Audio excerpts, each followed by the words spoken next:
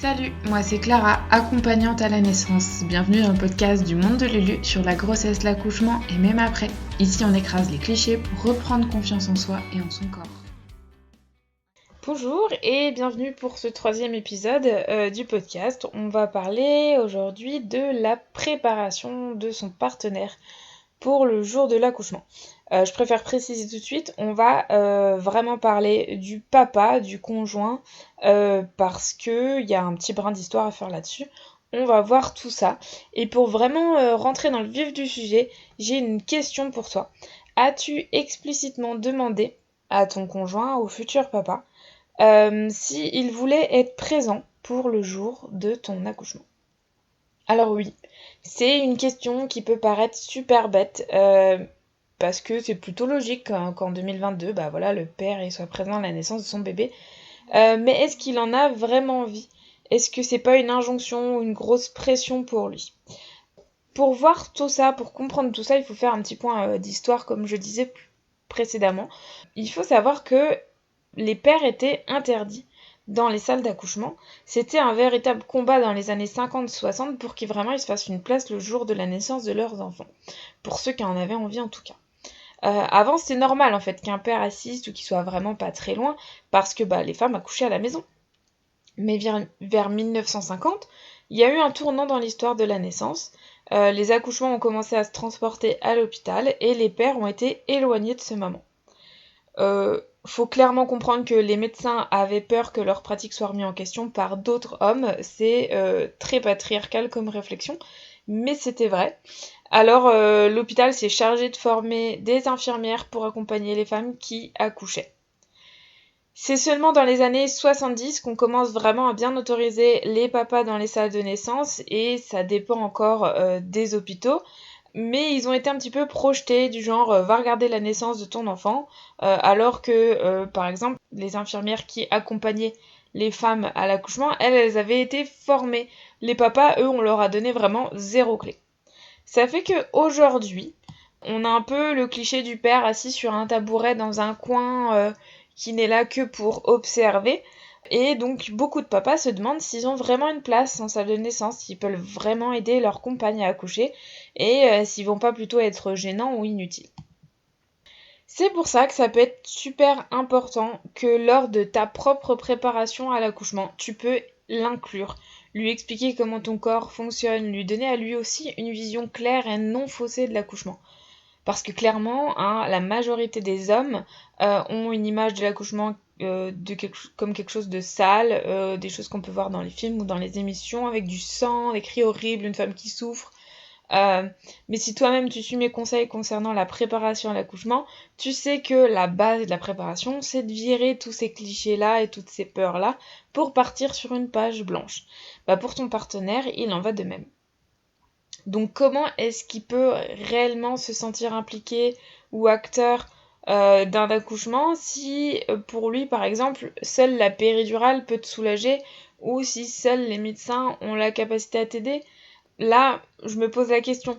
Donc ça pourrait être bien de lui faire comprendre que tous ces clichés là ne sont que des clichés, et donc virer tout ça et parler plutôt physiologie, parler confiance, etc. Et une fois qu'il aura compris ça, à son rythme évidemment, selon son propre cheminement, on peut pas forcer, c'est une personne différente que toi. Peut-être que toi tu as mis moins de temps, à cheminer, mais peut-être que ça fait plus longtemps que tu chemines sur le sujet de l'accouchement naturel. Une fois tout ça fait pour lui dans sa tête, tu pourras lui donner des clés, ou d'ailleurs on peut ensemble donner des clés à ton partenaire grâce à des ateliers pour qu'il puisse t'accompagner et être à même de vraiment t'aider le jour J. Si vraiment il s'en sent pas capable, c'est possible, et ça se peut qu'il dise écoute, non, j'ai pas envie d'assister, je le sens pas, voilà. Je peux comprendre que toi tu sois triste, mais d'un côté c'est peut-être aussi bien qu'il soit pas présent si c'est pour t'apporter de la peur et du stress. Alors que toi t'as plutôt besoin d'amour et de calme. Tu peux te faire accompagner par quelqu'un d'autre, une doula, ta maman, ta meilleure amie, ta sœur, quelqu'un qui sera plus à même de t'apporter l'environnement favorable. Ça se peut qu'ensuite il change d'avis et qu'il ait au final cheminé sur son avis, sur son choix. Si il assiste le jour de ton accouchement, concrètement, qu'est-ce qu'il peut faire? Eh bien, il peut te masser, te serrer le bassin, réaliser des points d'acupression. Quand je dis massage, ça peut être des massages doux au niveau de la paume des mains, de la plante des pieds, des tempes, ou des massages plus forts qui peuvent te permettre de un peu délocaliser la douleur. Il peut également t'encourager, te dire que c'est super ce que tu fais, que t'es forte, que chaque contraction te rapproche de ton bébé. Ça, c'est des choses vraiment qui vont être favorables à ton accouchement. Et puis, il peut être là également pour faire respecter ton projet naissance, être le gardien de ton environnement. Mais pour tout ça, bien sûr, il faut qu'il connaisse l'environnement idéal d'un accouchement naturel, qu'il connaisse ton projet naissance, et que même si par exemple il n'est pas entièrement d'accord avec, qu'il le respecte pour pouvoir le faire ensuite respecter. Le plus compliqué dans tout ça pour lui, c'est souvent de savoir le moment où il va devoir être vraiment présent avec toi, à t'aider, à te soutenir, ou parfois devoir se mettre en retrait. Parce qu'en fonction des étapes de l'accouchement, il peut y avoir ces deux comportements-là. Rappelle-lui surtout qu'il sait faire et que tu as confiance en lui. Et puis s'il a besoin d'un élément de comparaison, eh bien on peut parler du sexe, faire le parallèle à quand vous faites l'amour. Il sait ce qui te plaît, comment te faire du bien, et l'ocytocine est aussi bien présente lors d'un câlin que lors de l'accouchement. Donc c'est un bon moyen de comparaison qui souvent fait rougir les hommes, mais qui est pourtant très parlant puisque on compare la même hormone juste à un instant de vie différent. Si jamais au final ton partenaire et toi vous avez vraiment besoin de toutes ces infos sur la physiologie, des astuces pour gérer les contractions, faire le projet naissance ensemble, virer tous les clichés et les peurs que vous pouvez avoir, je te propose d'entrer dans le gang de Lulu. C'est une préparation sur 1 mois avec 4 ateliers que j'ai créés où vraiment tu pourras en ressortir sereine et sûrement que lui aussi.